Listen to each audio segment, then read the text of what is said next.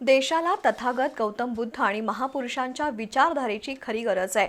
महापुरुषांच्या विचारधारेतूनच या देशात समता प्राप्त झाली।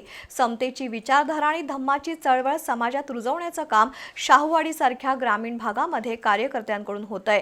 याचा सार्थ अभिमान आंबेडकर घराण्याला असल्याचं प्रतिपादन डॉक्टर बाबासाहेब आंबेडकर यांचे नातू भीमराव आंबेडकर यांनी केलं। शाहूवाडी तालुक्यातील विशाळगड विभागाच्या वतीनं मांजरे इथं भारतीय बौद्ध महासभा आयोजित संयुक्त जयंती महोत्सव सोहळ्यात ते बोलत होते।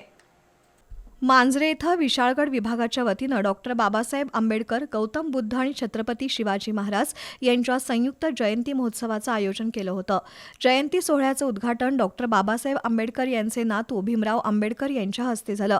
शाहूवाडी तालुक्यामध्ये धम्माची चळवळ सर्वांच्या संघटन कौशल्यामुळे गतिमान झाली आहे।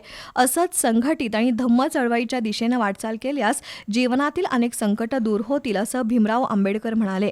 यावेळी सोनबा कांबळे पंचायत समितीचे सदस्य सुरेश पवार, सचिन काळे, राजेंद्र भोसले, युजी बोराडे, भिकाजी कांबळे, शरद कांबळे, शशिकला माणगावकर यांनी मनोगत व्यक्त केली।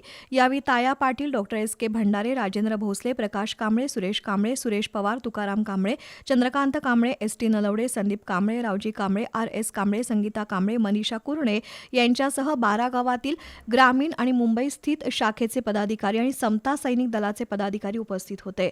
यावेळी चळवळीतील शाहीर सीमा पाटील यांच्या बहारदार कार्यक्रमानं उपस्थितांची मनं जिंकली।